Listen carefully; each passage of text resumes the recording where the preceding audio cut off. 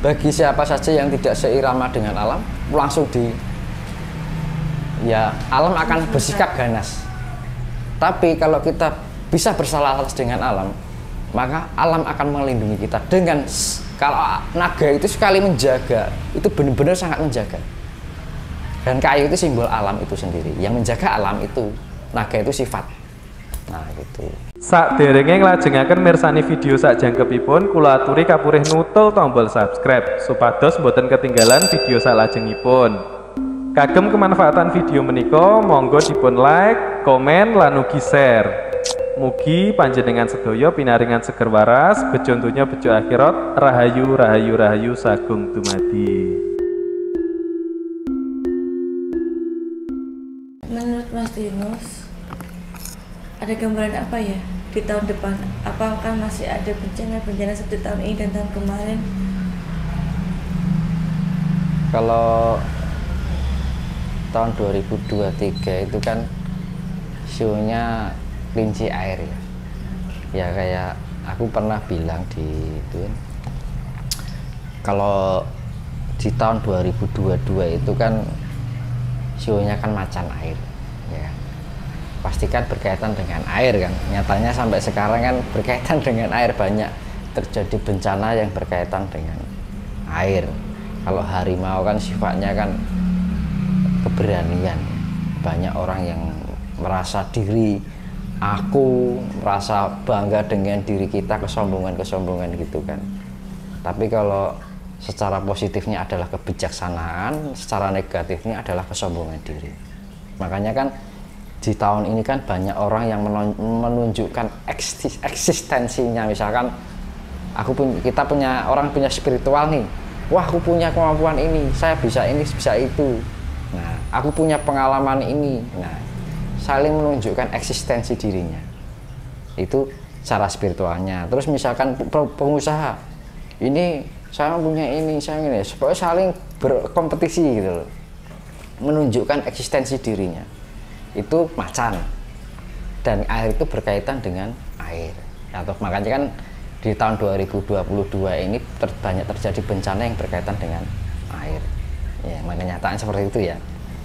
Terus di tahun 2000 karena sio kan pengetahuan dari Cina ya. Cina itu memang mempunyai hitungan atau itu sudah menjadi rumusan. Karena leluhurnya orang Jawa itu dengan leluhurnya orang Cina itu ada kesamaan. Kan gitu. Terus di tahun 2023 kan masuknya kan sio kelinci air. Ya, kelinci itu simbol dari kasih sayang. Kelinci itu simbol dari sifat kerendahan hati. Namun sisi negatifnya, kelinci itu pemalas. Iya kan? Pemalas. Ya apa ya namanya? Kurang kreatif. Sisi negatifnya di situ. Tapi sisi positifnya itu simbol kasih sayang, kerendahan hati. Kan itu. Namun berkaitan dengan air lagi. Kan gitu. Jadi selama 2023 itu masih berkaitan dengan air. Namun yang paling berbahaya itu adalah mulai tahun 2024, 2025, 2026. Karena 2024 itu memasuki sio naga. Naga kayu. Kayu itu sifatnya alam. Nah, naga itu sifatnya membasmi yang baik dan melindungi yang baik. Karena naga itu bisa membasmi yang buruk. Enggak, naga itu sifatnya menjaga. Tapi juga sifatnya membasmi. Gitu. Makanya naga itu akan melindungi apa yang dia jaga.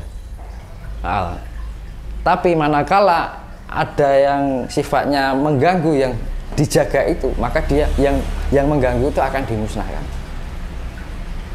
Sifatnya seperti itu. Artinya ketika kita melakukan kebaikan, maka kita akan terlindungi oleh naga itu ya. Sifatnya naga itu kan melindungi. Nah, kayu alam dilindungi oleh alam itu sendiri. Tapi sebaliknya, ketika kita mempunyai sifat yang mengganggu atau sifatnya yang tidak baik, maka akan dilibas oleh naga itu sendiri. Karena naga itu sekali membasmi habis langsung. tanpa sisa. Karena naga itu sangat ganas gitu. Karena kalau kayu itu simbol alam, berarti kan alam yang melibas atau yang keganasan dari alam itu sendiri. Bagi orang yang tidak seirama dengan alam, tapi bagi orang yang seirama dengan alam, maka dia akan dilindungi oleh alam. Jadi cara Jawa ini basa ini potinoti. Jadi ibaratnya kalau bahasa Indonesia. Iya. Jadi yang habis ya habis, yang enggak gitu kan. Bisa iya yang iya, yang tidak ya tidak. Istilahnya seperti itu. Langsung saklek gitu istilahnya. Istilahnya apa ya namanya? Yes, pokoknya bagi siapa saja yang tidak seirama dengan alam, langsung alam akan bersikap ganas. Tapi kalau kita bisa bersalaras dengan alam, maka alam akan melindungi kita dengan, kalau naga itu sekali menjaga, itu benar-benar sangat menjaga. Dan kayu itu simbol alam itu sendiri. Yang menjaga alam itu, naga itu sifat. Nah gitu. Itu tahun 2024. Nah itu nanti akan berkaitan dengan kemarau. Karena naga itu sifatnya memberikan, senjatanya adalah api. Nah gitu. Terus tahun 2025 itu adalah ular, dan ular itu kayu. Ular kayu itu ya kayu berkaitan dengan alam sendiri. Nah, dan ular itu sifatnya juga mematikan. Gitu kan. Nah, ketika kita bersikap buruk, maka itu sama saja kita buruk pada diri kita sendiri. Dan yang akan melibas adalah alam itu sendiri, karena sifatnya kayu itu alam, dari alam, suatu hal yang sifatnya alam, natural.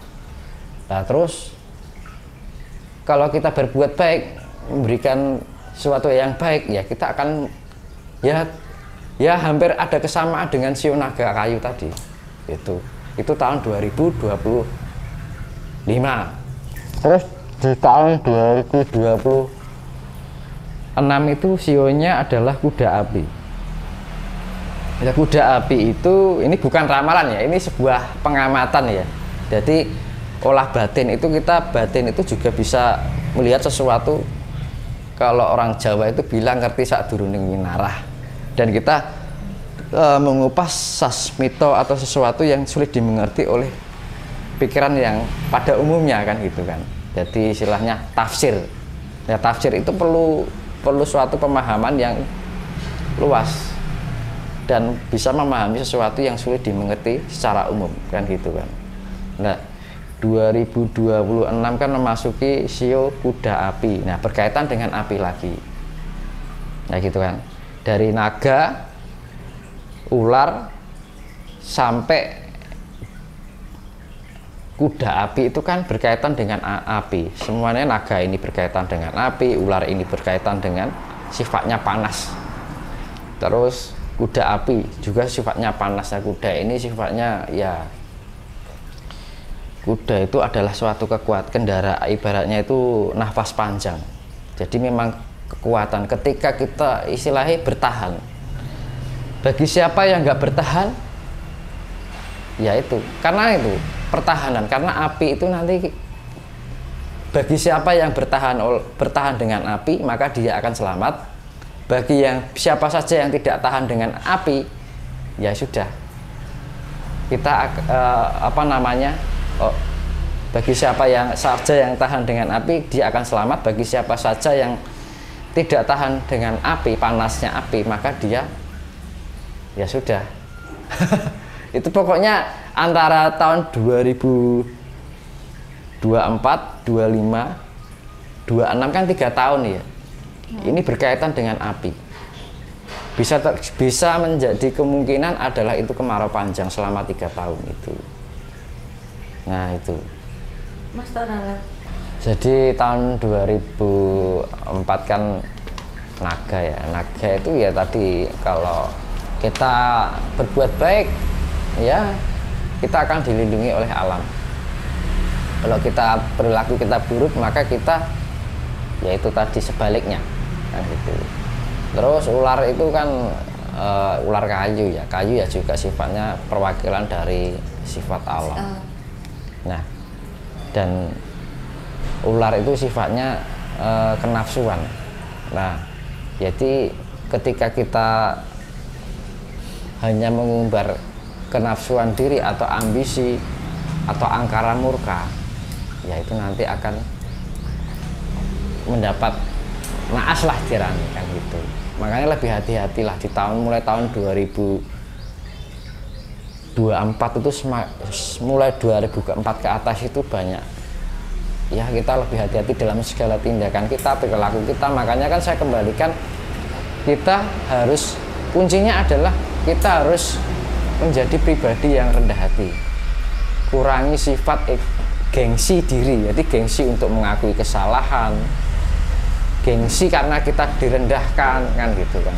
Jadi kita harus mempunyai kerendahan hati. Kalau kita direndahkan, ya biar saja, kita terima dengan ikhlas. Makanya itu saya kembalikan, ketika orang mengeluarkan energi, menguras energi, kita menambah energi. Dengan cara apa? Ya kita menerima segala hinaan, direndahkan, kita terima dengan kerendahan hati. Nah, maka sesuatu kebaikan akan kita terima. Nah, maka alam akan menjaga diri kita. Makanya show tahun 2025 itu adalah ular kayu. Kemudian 2006 itu ya sama aja, itu kuda api ya. Kuda itu ya siapa saja yang bisa mampu mengendalikan, kan api kan emosional, siapa saja yang mampu mengendalikan emosionalnya, maka dia akan terselamatkan. Dan bagi siapa yang tidak mampu mengendalikan emosionalnya, maka ya itu nanti alam yang bertindak. Pokoknya di tahun 2004, 2005, 2006 itu semuanya alam yang bekerja.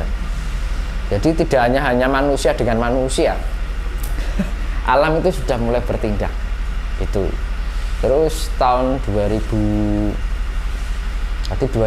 ya, terus 2007 itu memasuki kambing api, dan itu kambing api juga. Kambing itu sifatnya kan bodoh ya, tidak tahu apa-apa kan itu. Dan itu di tahun itu tuh banyak orang yang linglung dalam arti nggak tahu, karena keadaan alam itu membuat orang itu psikisnya kena gitu kan.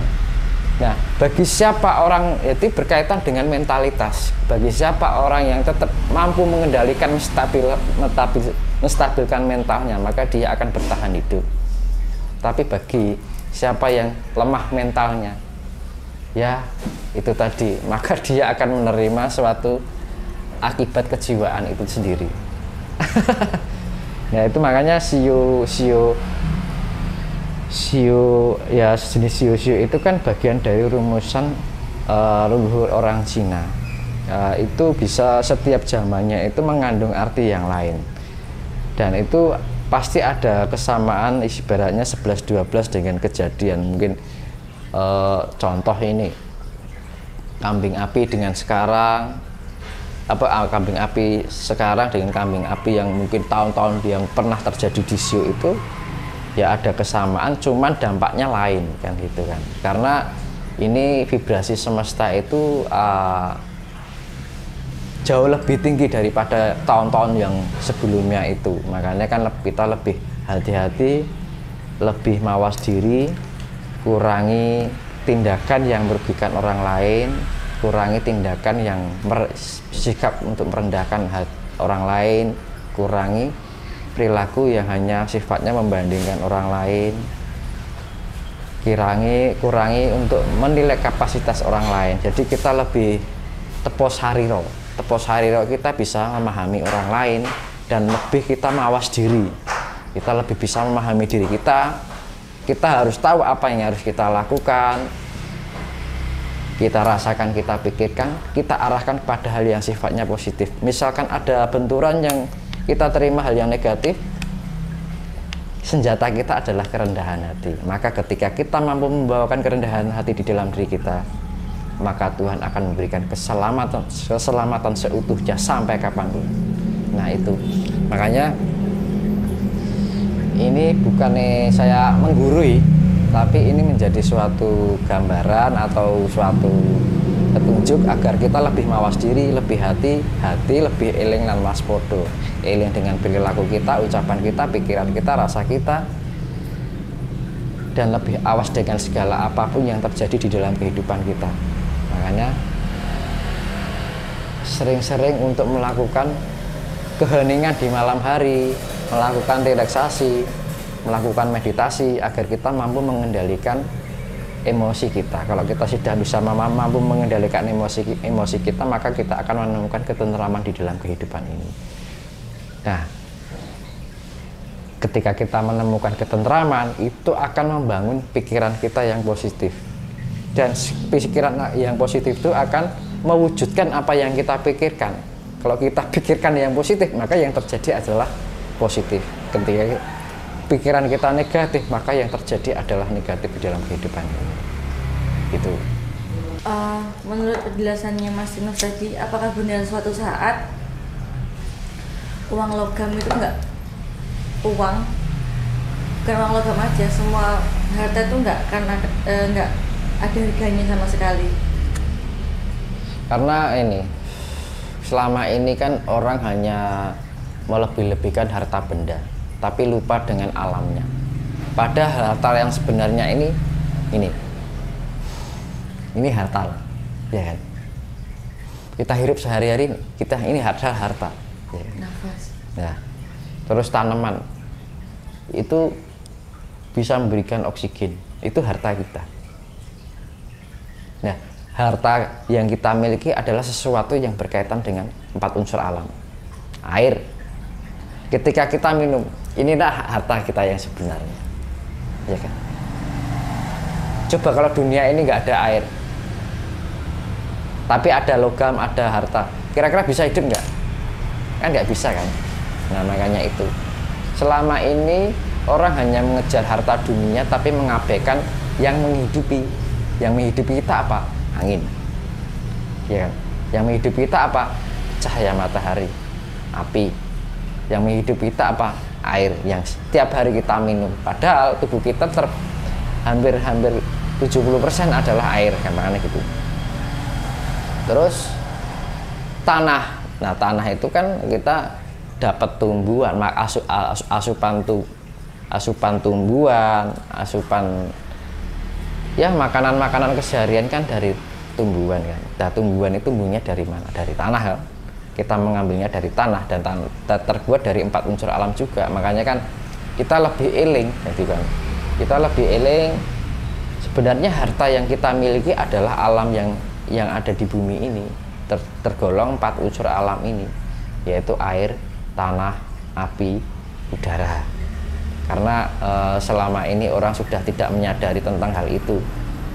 Kadang-kadang gini, orang mendapatkan kenikmatan di dunia ini, dia hanya berpikir masalah harta dunia, keinginan, tapi mengabaikan keberadaan alam itu sendiri. Jadi kita hidup dengan alam, tapi kita tidak memandang atau menyadari keberadaan alam itu sendiri di dalam kehidupan itu. Nah, makanya kalau ada apa-apa dengan alam, ya itu kesalahan manusia itu sendiri. Karena ini ibaratnya gini, alam ini sebenarnya dengan adanya bencana ini itu sebagai pengingat bahwa alam ini mencari perhatian, minta diperhatikan oleh manusia. Karena manusia hanya mengutamakan keinginannya, akhirnya keinginannya itu malah merusak alam itu sendiri, gitu kan. Ingat aja tidak, nah gitu kan. Nah, sampai merusak bagi alam itu sendiri kan.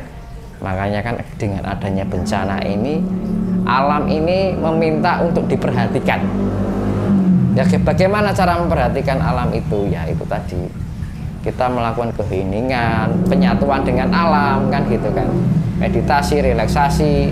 Nah, kita meluangkan waktu untuk menyadari keberadaan alam ini. Misalkan kita sehari beraktivitas, kan otomatis kan pikiran kita masalah pekerjaan, ya kan.